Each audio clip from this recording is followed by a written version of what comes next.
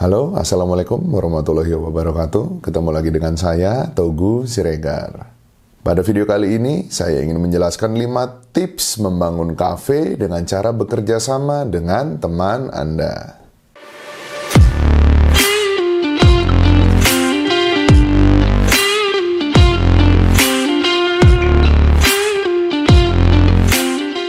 Halo Sobat CPW, apakah Anda sedang berencana membangun kafe dan bekerja sama dengan teman Anda atau partner Anda?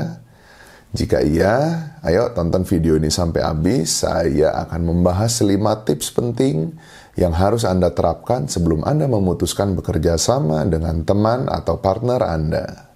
Tips yang pertama, temukan chemistry. Chemistry ini menjadi langkah awal atau pondasi penting Anda sebelum Anda memutuskan bekerja sama dengan teman Anda. Pastikan bahwa Anda dan teman Anda dengan partner Anda ini memiliki chemistry yang sama. Anda memiliki feeling yang cocok dengan dia. Ya, Anda memiliki perasaan bahwa ketika saya akan bekerja sama dengan dia, feeling saya, ya ini kedai kopi atau kafe ini akan maju. Ya, chemistry ini kita bicara kecocokan, kita bicara perasaan, kita bicara feeling. Jadi chemistry ini sesuatu yang sulit dijelaskan secara teknis tapi bisa dirasakan. Ya, jadi langkah awal temukan dulu chemistry-nya. Jika Anda tidak memiliki chemistry ya dengan teman atau partner Anda, mendingan nggak usah jalan. Karena biasanya bekerja sama dengan partner itu tanpa chemistry biasanya akan gagal. Jika Anda dan teman Anda memiliki chemistry yang sama, ya teman Anda memiliki chemistry, Anda juga memiliki chemistry, nanti langkahnya tuh kita berjalan itu enak. Ya, ketika dalam kondisi sulit, ketika dalam kondisi senang, ya itu ketika kita memiliki chemistry, itu langkah kita akan enak. Tips yang kedua, satukan visi dan misi. Ya, antara Anda dan teman Anda itu harus memiliki visi dan misi yang sama. Tidak boleh tuh misalkan Anda memiliki keinginan A, partner Anda memiliki keinginan B. Ya, nanti nggak jelas kafenya mau dibawa ke arah mana. Ya, jadi pastikan bahwa Anda dan partner Anda memiliki visi dan misi yang sama. Ketika Anda punya keinginan, ya menginformasikan saya ingin membangun kedai kopi, bentuknya begini. Teman Anda kebetulan, oh iya sama, gue juga pengen buat kayak gitu. Nah itu udah cocok tuh.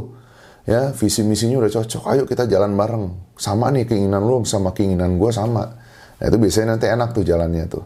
Tapi jika dari awal saja visi dan misinya udah nggak sama, ya itu mendingan nggak usah dilanjutin. Mendingan cari partner baru, cari teman baru. Ya, untuk diajak bekerja sama. Tips yang ketiga, ini adalah tips yang paling penting, yaitu buatlah MOU secara detail dan jelas. MOU ini menjadi hal yang paling krusial dan paling penting. Karena di MOU ini semua perjanjian itu tertulis ya, dan MOU ini harus disahkan di notaris. Apa aja yang harus ditulis dalam MOU itu macam-macam. Mulai dari tanggung jawab, ya sistem kerja, jam kerja, gaji, ya pembagian keuntungan dan lain-lain. Semua hal yang menyangkut operasional itu harus tertulis dengan detail dan jelas di MOU. Dan jangan lupa MOU itu harus disahkan di notaris. Nah, bagaimana jika Anda bekerja sama dengan Anda, sistemnya adalah pengelola dan investor. Misalkan Anda sebagai pengelola, teman Anda sebagai investor. Ya, Anda full yang menjalankan, teman Anda full pendanaan. Bagaimana sistem MOU-nya? Bagi hasilnya. Berdasarkan pengalaman saya, pengelola itu biasanya dapat lebih besar dibandingkan dengan investor. Ya, biasanya pengelola itu dapat 60 atau 70% dari keuntungan bersih, dari profit bersih. Investor itu biasanya mendapatkan 30-40% dari profit bersih. Kenapa pengelola lebih banyak? Jelas, karena pengelola itu membutuhkan waktu, tenaga, dan biaya yang tidak sedikit. Apalagi kedai kopinya ini masih baru, kafenya ini masih baru. Itu butuh benar-benar tenaga yang ekstra.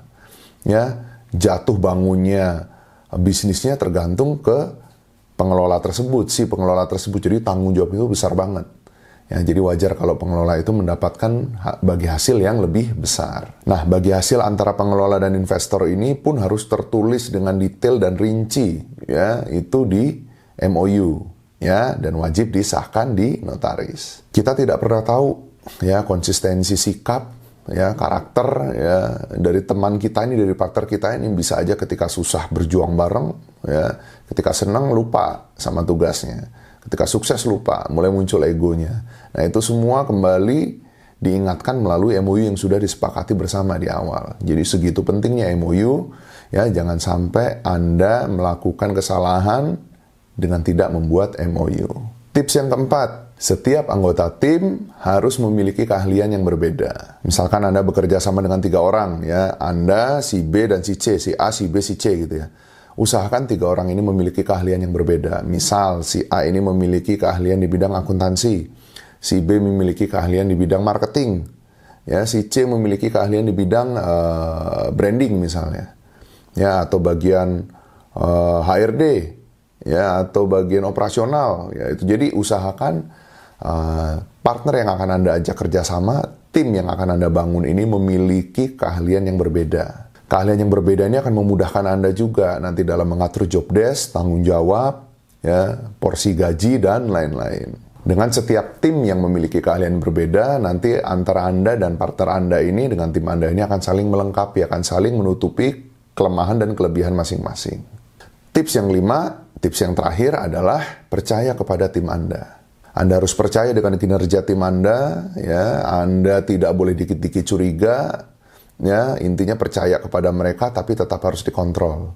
Begitu juga dengan diri Anda sendiri, Anda juga harus bisa jadi orang yang dipercaya, harus jadi orang yang amanah. Dengan tim yang saling percaya, nanti jalannya akan enak. Tapi jika salah satu bagian, ya, salah satu orang melakukan kesalahan ketika ditegur, itu tidak boleh baper. Ya, mereka harus sadar bahwa setiap teguran, saran, dan kritik itu adalah untuk membangun diri kita lebih baik lagi.